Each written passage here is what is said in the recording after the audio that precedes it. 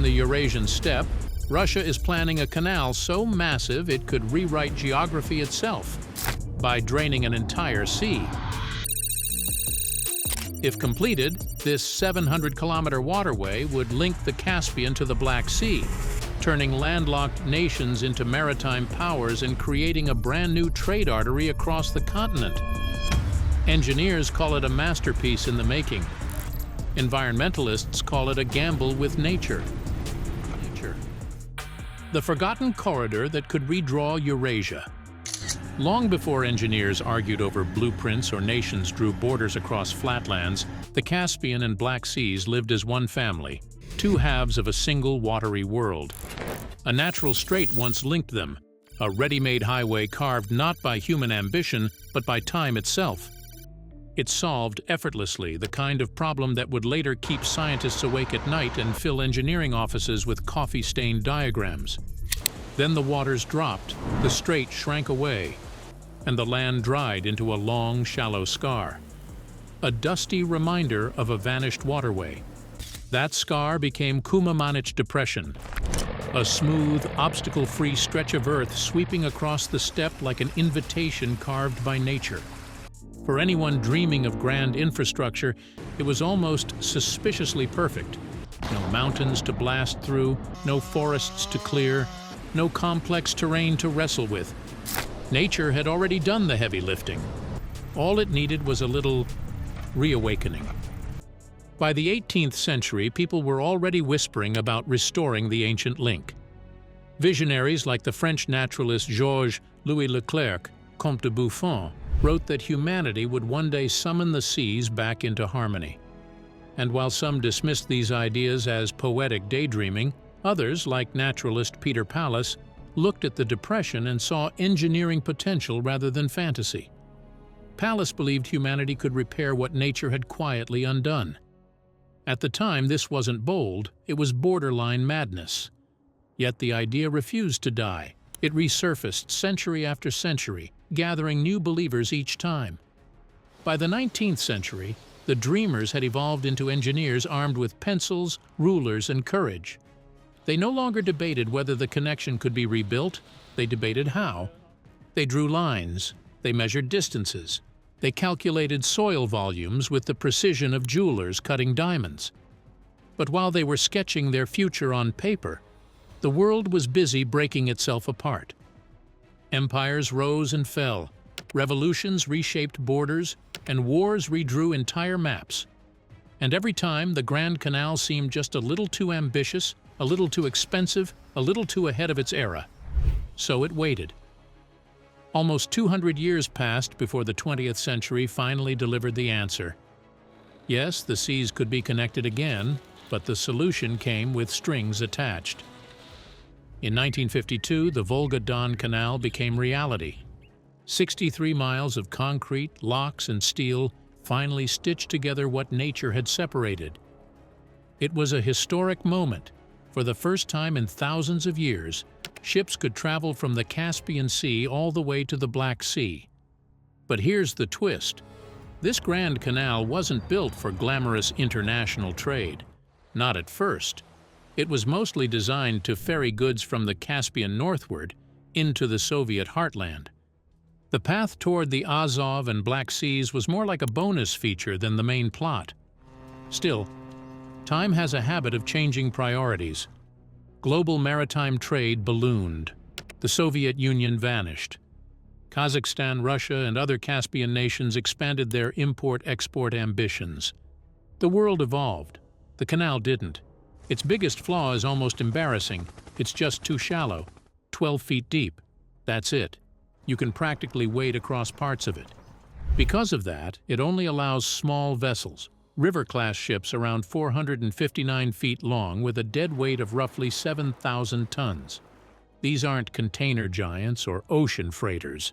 They're more like waterborne delivery vans. And here's the kicker. This limitation isn't something you can fix with simple upgrades. It's baked into the canal's geometry. You can widen a canal. You can reinforce its walls. But depth is destiny. And the Volga-Don Canal's destiny is modest. Small ships mean small cargo loads, And small cargo loads mean bad economics over long distances. Sure, on short routes, small vessels can be efficient, but when you're connecting regions between Asia and Europe, they become slow, expensive, and painfully outdated. And speed? Well, the canal has opinions about that too. It works through a sequence of 13 locks. Each lock is like a tiny elevator for ships, useful but slow. Passing through one can take half an hour to a full hour. A vessel crossing the entire canal can waste 10 to 12 hours just waiting to rise and fall inside these watery boxes. And in the world of international trade, waiting equals money leaking out of the supply chain. Because of all this, the canal's capacity maxes out at about 10.5 million tons per year. In recent years, they've pushed it to around 16.5 million. But even that is a drop in the bucket compared to modern global ports. A single major port in China can move 5 times that. For a corridor that sits between 2 continents, that's like trying to breathe through a straw. So the conclusion became unavoidable. The Volga-Don Canal exists, yes, but it's outdated. Too shallow, too slow, too limited. It was born great in 1952 but aged into a bottleneck. That's why in the mid-2000s, Kazakhstan began dreaming again. Not of patchwork repairs or partial upgrades, but of an entirely new waterway, something nature never even attempted, a reshaping of the Eurasian map itself. A project bold enough to transform landlocked nations into maritime players, a new chapter in the ancient story of 2 seas that were once siblings. Yet even this modern dream has ancient roots. The canal today forms part of the unified deep water system of European Russia, continuing a tradition that stretches back to the earliest days of human history. Long before concrete and steel, a trade and military route linked the Volga and Don rivers. The fortified city of Tanais guarded the Don Delta from around 438 BC, standing watch for nearly 1,000 years. Later, the Sarkal fortress took over as the main gatekeeper along this strategic corridor. For millennia, people understood what modern engineers now rediscover. Whoever controls the link between the Volga and the Don controls a bridge between worlds. Before anyone saw a blueprint, the land itself hinted at the idea, a long, dry scar across the steppe where an ancient strait once flowed. Nature had opened the chapter. Engineers simply decided to finish the story. Eurasia, the canal that wants to rewrite a continent.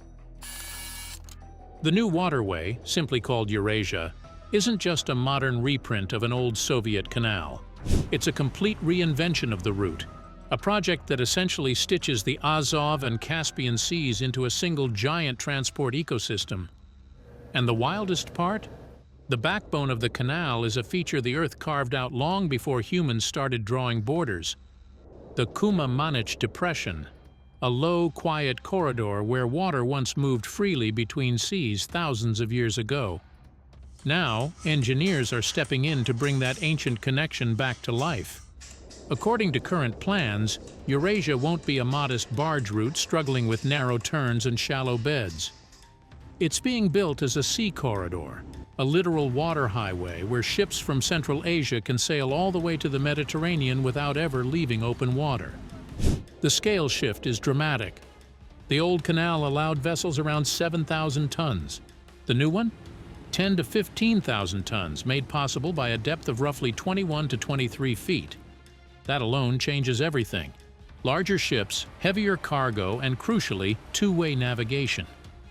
The channel widens to nearly 360 feet, enough space for ships heading to Europe and ships returning to Asia to pass each other without stopping, waiting, or negotiating narrow choke points. To anyone standing on the bank, it wouldn't even look like a canal anymore. It would look like a moving artificial sea.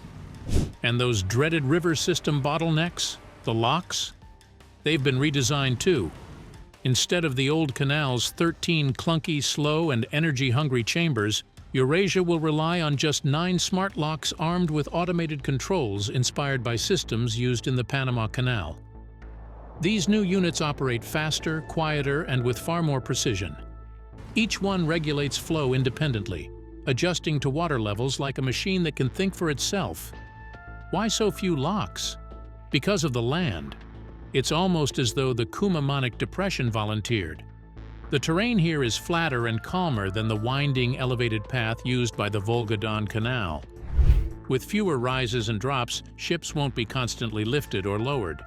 The geography does half the work before construction even begins. But the elegance doesn't stop at engineering. Eurasia is planned as a digitally intelligent waterway, satellite-linked, monitored in real time, and cushioned by automated traffic systems. Navigation won't feel manual, it'll feel orchestrated, like guiding cargo through a massive, high-precision instrument. This isn't a canal in the classical sense, it's infrastructure with situational awareness. So what does all this ambition amount to? Kazakhstan and Russia estimate the canal could move 75 to 100 million tons of cargo each year, several times more than what the Volga-Don system can support.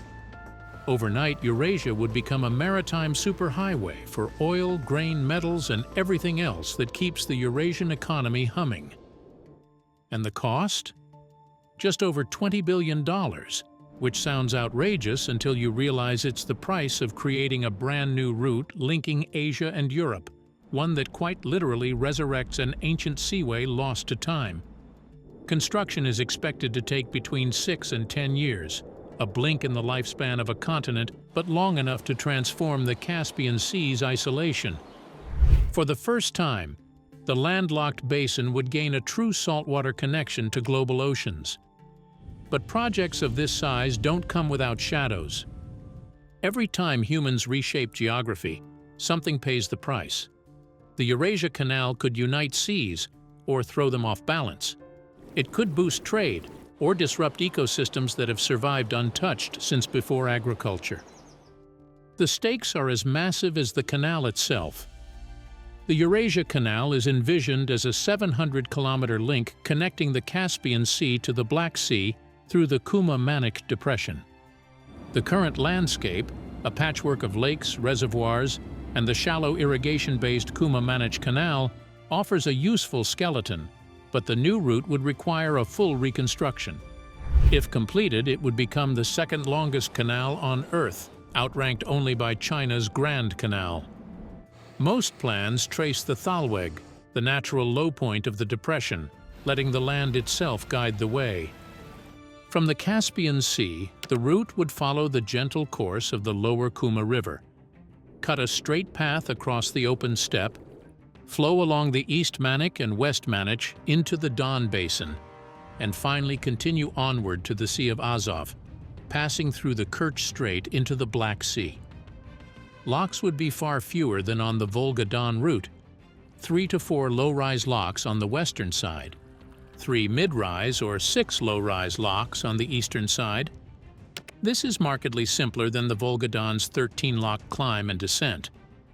However, the region is dry, 200 to 400 millimeters of rainfall a year, and the canal will require massive freshwater input to function.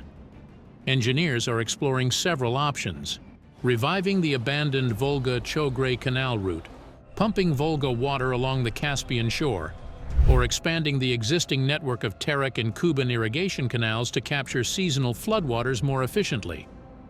Everyone loves to imagine the final picture: ships gliding across a brand new waterway, new ports gleaming under the sun, trade booming from sea to sea. But before any of that becomes real, there's the part no glossy brochure wants to highlight: the back-breaking, mind-bending engineering nightmare beneath it all. The hard part, no one talks about. Let's start with the simple truth. The Eurasia Canal isn't just a construction project, it's a planetary-scale excavation. Think of the biggest sandbox you've ever seen, then multiply it by a few million. Because that's roughly what 435 miles of canal, dug 20 to 23 feet deep, looks like. Early estimates say around 17.6 billion cubic feet of soil must be moved. To appreciate that number, you need comparisons. The mighty Suez Canal, one of humanity's greatest engineering feats, about 2.7 billion cubic feet of earth moved. The Panama Canal, carved through mountains and jungle, roughly 8 billion cubic feet. The Eurasia Canal dwarfs both, and that's just the starting estimate. Engineers quietly admit the number could rise to 21 to 25 billion cubic feet once they start digging and discover what's hiding beneath the surface. In other words, this may become the largest earth-moving operation humanity has ever attempted. And that's only the beginning. If this were a simple dig-and-fill project, we wouldn't be talking about it. But the terrain complicates everything. The canal path cuts through the Kuma-Manich Depression, a place where soil behaves like it can't decide what it wants to be: sand, clay, salt, dust. In some areas, the ground is so unstable it quite literally shifts under its own weight. Try to fill that with water and, well, you won't have a canal. You'll have a collapsing ditch. That's why engineers say the canal banks must be treated like their own structures. Mile after mile of reinforced slopes, concrete linings, and stabilization layers. The simplest option is to cover the banks with reinforced concrete slabs. The extreme option? Lining the entire canal from end to end in concrete, turning it into a massive open-air megatrench. It would be strong, it would be stable. It would also be unbelievably expensive. But without serious reinforcement, the canal will tear itself apart. Passing ships will erode the banks. Waves will eat through the soil. Water will gradually reshape everything into a muddy, unusable mess. Reinforcement isn't optional, it's the canal's skeleton. Then there's the climate. The depression sits in one of the driest zones of the entire region. Rain is rare, maybe 10 to 14 inches a year. Evaporation? A punishing 31 to 39 inches. Water disappears 3 to 4 times faster than it falls. Rivers crossing the area dry up, shrink, or fade into thin streams that couldn't fill a pond, let alone a continental canal. If you simply dig a channel, water will vanish from it like it never existed. So the Eurasian Canal can't rely on local sources. It needs feeder canals, reservoirs, pumps, regulators, and a water redistribution system reaching into neighboring river basins. That transforms the project from a canal into something far more involved: a giant interconnected artificial water ecosystem. As if the unstable soil and extreme dryness weren't enough, much of the region sits on salt flats. Add water, change the groundwater levels, even slightly, and the salt wakes up. It migrates, it corrodes, it destroys. Salt doesn't just ruin concrete, it eats it. So engineers will need massive protective barriers, waterproof layers, and anti-corrosion shields, similar to those used in China and the United States on their most complex canal systems. These aren't small features. They are expensive, specialized structures that must be installed along huge stretches of the route. Now comes the part every planner fears: the budget. The early price tag is $20 billion, a number that assumes everything goes perfectly. No surprises, no delays, no nasty discoveries underground. But with unstable soil, huge engineering structures, unpredictable water management needs, complex climate conditions, salt protection systems, and a construction zone stretching almost half the length of the United States, the chances of everything going perfectly are basically zero. Every new pump station, every reinforced segment, every fix for an unexpected soil collapse adds billions. Stretch the timeline from 10 years to 15, and the cost doesn't just increase, it multiplies. Equipment, labor, maintenance, storage, machinery, they all keep running, all keep aging, all keep costing money.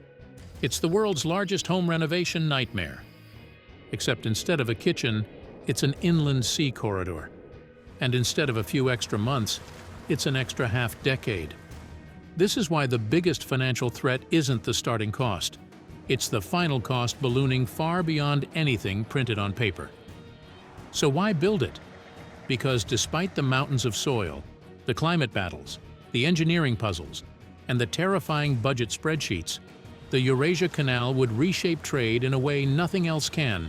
It would link markets, reduce dependency on external choke points, strengthen regional economies, and give landlocked nations a real voice in global logistics. Kazakhstan wants it. Russia wants it. And many countries watching from the sidelines want it too. Because once the first ship slips through that channel, everything from containers to politics will begin to flow differently.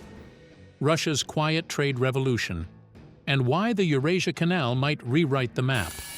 For Russia's southern regions, the Eurasia Canal is more than a new waterway. It's a reset button. For decades, these territories have been squeezed between aging infrastructure, shallow channels, and overworked locks groaning at their limits. Ships waited, cargo stalled, entire ports moved at the pace of molasses. But a new canal changes the rhythm. Suddenly, the South isn't a forgotten fringe of the map. It becomes a crossroads. Faster access to the Black Sea means quicker shipments, fewer bottlenecks, and a jump in trade capacity. With that comes a ripple effect. Shipyards waking up, fresh terminals rising out of dust, warehouses multiplying, and roads, power lines, and entire neighborhoods following right behind. Logistics turns into gravity, pulling development toward itself. Yet the real strategic prize isn't just revitalization, it's independence. Right now, the route from the Caspian to the Black Sea is a maze of seasonal water levels, old Soviet-era locks, and delicate political conditions. The new canal gives Russia something it has rarely possessed: a completely internal, fully controlled transit corridor. No external choke points, no foreign approvals, just a straight path carved through its own land. That corridor transforms Russia into Central Asia's preferred gateway. Oil, grain, metals, manufactured goods, everything moving westward from Kazakhstan, Turkmenistan, or Azerbaijan would flow through Russian territory. Every ton of cargo becomes revenue. Port fees, rail fees, docking fees, tiny streams pouring into a very large economic river. For Kazakhstan, the canal is nothing short of liberation. Being landlocked means living at the mercy of others. To reach global markets, you must pass through someone's territory, someone's port, someone's politics. The Eurasia Canal rewrites that condition. Kazakh oil, grain, metals, and manufactured goods could reach the Black Sea without tiptoeing through crowded or politically volatile routes. For a country that dreams of economic independence, that's a big deal. Almost a turning point in national identity. With a water path to the world, you're no longer just a supplier, you're a competitor. But the transformation goes deeper. Better transport demands better support systems. Kazakhstan will expand Caspian-side roads, railways, and terminals. Western regions, still shaped by the ghosts of Soviet oil towns, will finally see new jobs, new industries, and a reason for people, especially the young, to stay. What's now quiet coastline could soon be buzzing with barges carrying cars, fertilizers, building materials, machinery, and everything in between. The Eurasia Canal isn't just a win for Russia and Kazakhstan, it pulls half the region into a new transport ecosystem. Azerbaijan gets more cargo to process and re-export. Turkmenistan gets a long-awaited doorway to European markets, without detours. Iran gains a safer, alternative path toward Europe that doesn't depend on strained coastal routes. Armenia and Georgia benefit from renewed land-sea connectivity, boosting their ports and lifting regional trade. Even Eastern Europe gets a new option. Goods from Asia won't have to squeeze through Turkey or the Suez Canal. They'll simply glide across a new inland inner Mediterranean, then spill into European markets from the Black Sea. In short, everyone between the Caspian and Black Sea wins something. This canal isn't just a blue line on a map. It's an economic bridge, a political bargaining chip, and for some countries, a long-delayed lifeline. If you want proof of how transformative transport corridors can be, look at Kazakhstan's recent road revolutions. Since 2009, the World Bank has backed the country in developing massive east-west and south-west road networks. The results? Life-changing. Nearly 5.5 million people now live along the revitalized Western Europe-Western China corridor. Travel time dropped by 2/3, with average speeds jumping from 25 kilometers per hour to 80. Road user costs fell by 35%. Safer, faster access to hospitals helped cut maternal deaths by 62%. Over 50,000 jobs were created, plus 1,200 permanent maintenance roles. These numbers aren't just statistics, they're small revolutions. They show what happens when a country finally unlocks its geographic potential. The Eurasia Canal could amplify this tenfold. Kazakhstan has always been a giant bridge between China, Europe, and the Middle East. But that bridge was cracked, narrow, and uneven. Poor connectivity held back entire regions, stunted industries, and left communities isolated. That era is ending. With the canal, the roads, and the rising trade networks, Kazakhstan is no longer stuck between worlds. It is becoming one of the places where worlds meet, and there's also one country that's a big part of this. And that's China. China and the race to control Eurasian trade. For years now, China has been busy stitching together the world's trade lanes like a tailor working on an enormous continent-spanning jacket. Railways, highways, ports, dry ports, sea routes, and mountain passages, Beijing has been threading them all together under the Belt and Road Initiative, pulling dozens of countries into one massive logistical ecosystem stretching from the Indian Ocean to the peaks of Central Asia. And yet, for all this connectivity, the map still has gaps. Big ones. Regions where trade flows hesitate, take detours, or slow to a crawl. Cargo stacks up at overburdened ports, trains bottleneck at border crossings, and entire corridors remain underused simply because geography never got the memo. One of the biggest of these gaps sits in the northern Caspian region, and that just happens to be the exact spot where the Eurasian Canal is planned, potentially transforming a dusty, overlooked depression into one of the most strategic water links on the planet. For China, that's not just interesting, it's irresistible. Right now, goods from China's western provinces take a long, slightly awkward journey.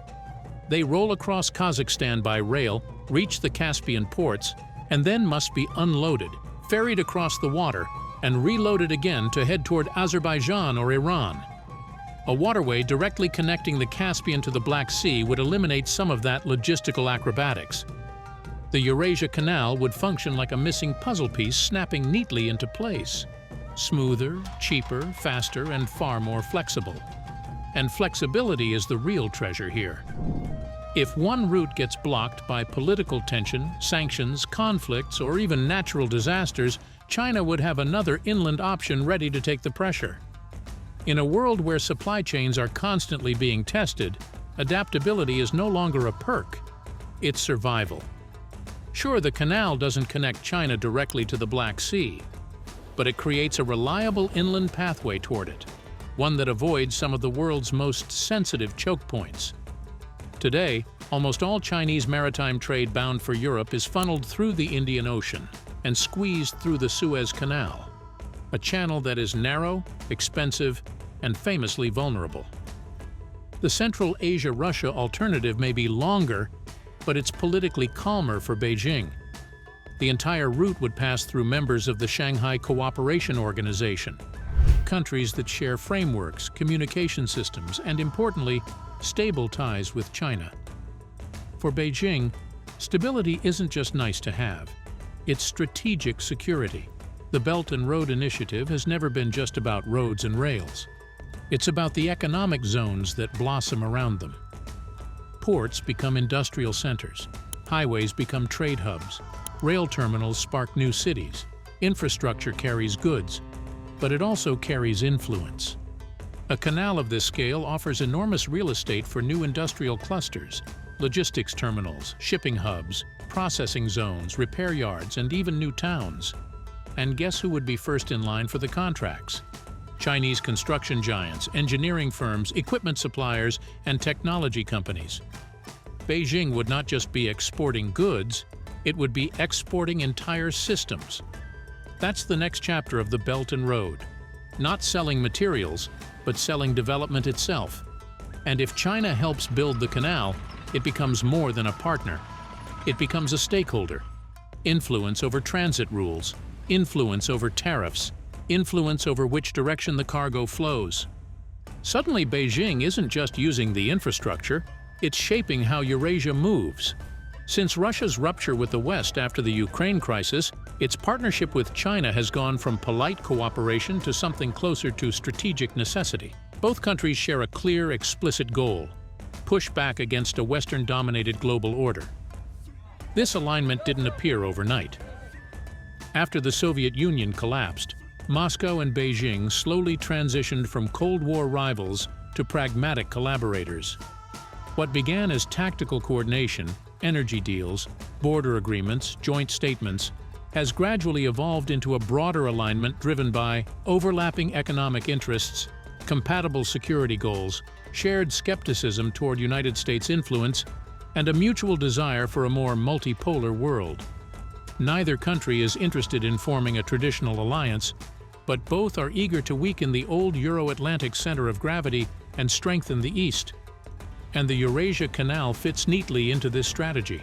If China helps finance and possibly co-manage this waterway, it strengthens its foothold in Central Asia, while giving Russia a powerful alternative trade route that bypasses Western pressure.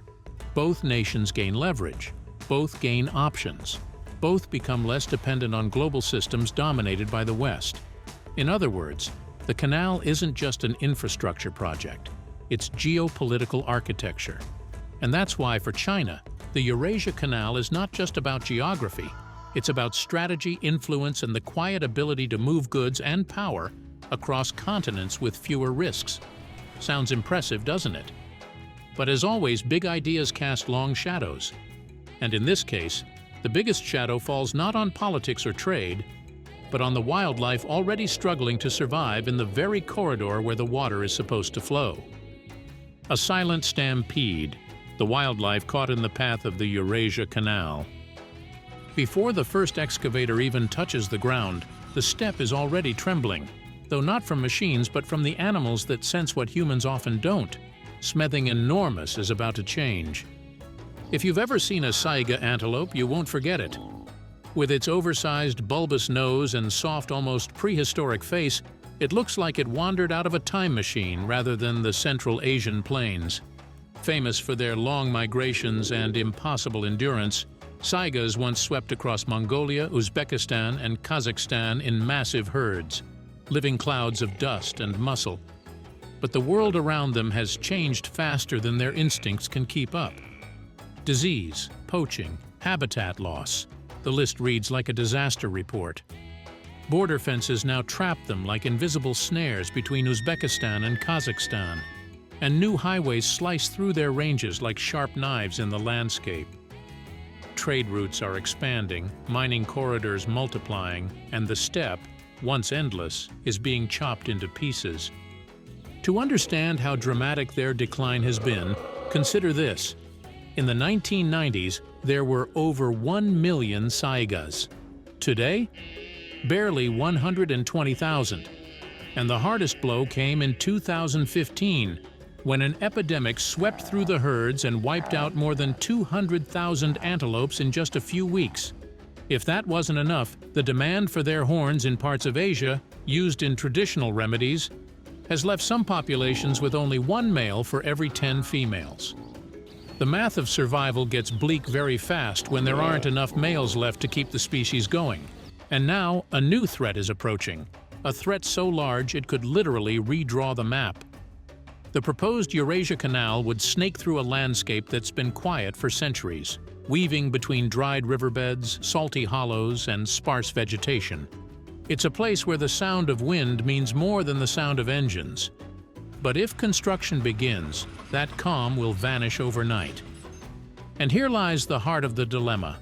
Kumamanich Depression, the exact corridor chosen for the future canal, is also one of the main migration routes of the saiga antelope.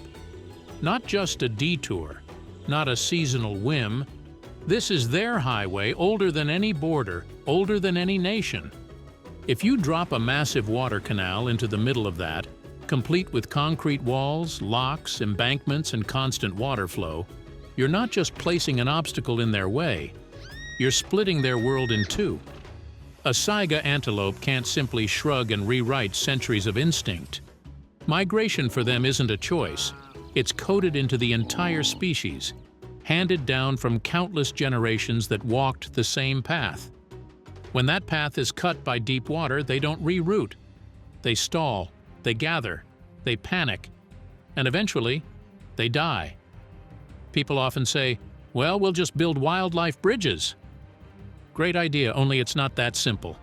A few scattered crossings won't help an entire migration corridor. To work, they'd need to be built systematically, precisely, and at a scale that matches the instincts of thousands of animals. That means wide overpasses, long, continuous stretches of land, minimal noise, zero human interference, and absolute predictability. All of that costs money, expertise, and political will. And historically, wildlife considerations rarely win battles against billion-dollar infrastructure.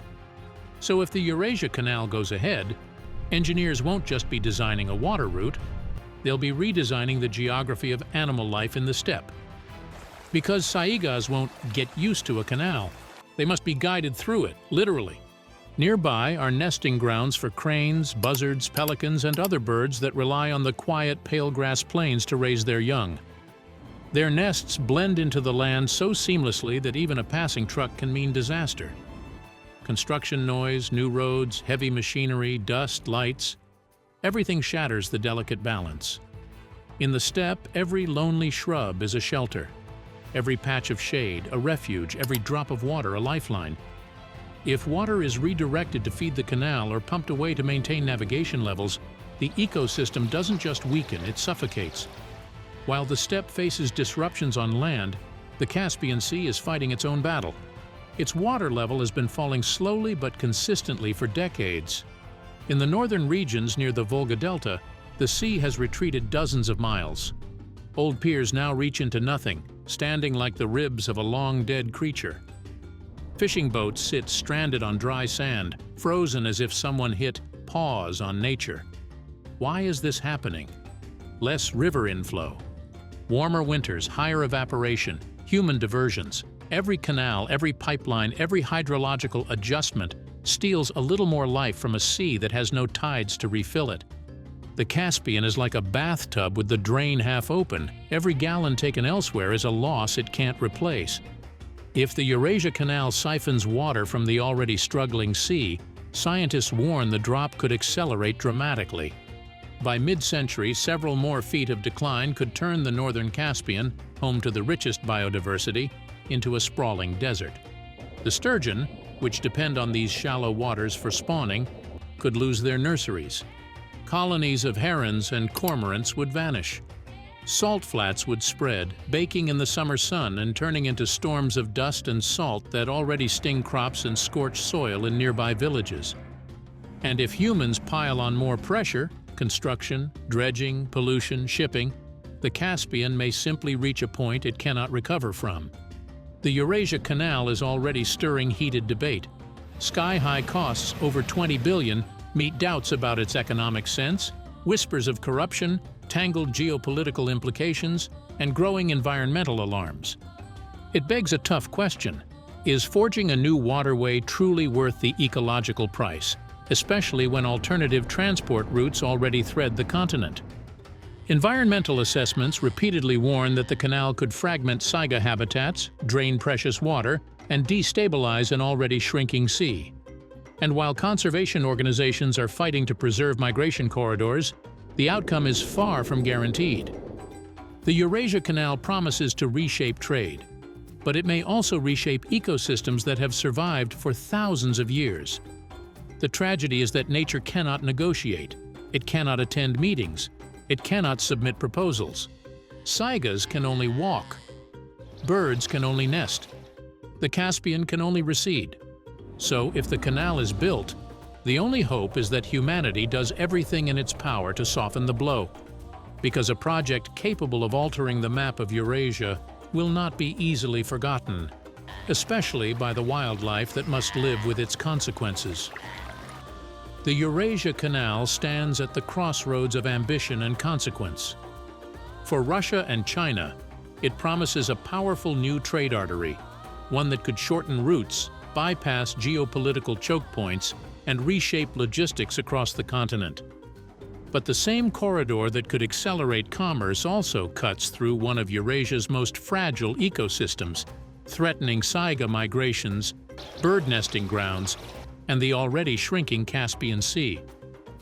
In the end, the question isn't just whether the canal can be built, but whether the economic gains for nations justify the ecological cost to the wildlife that has called this landscape home for millennia.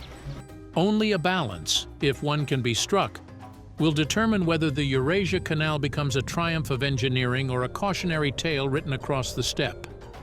Please click the cards on the screen now for more interesting videos.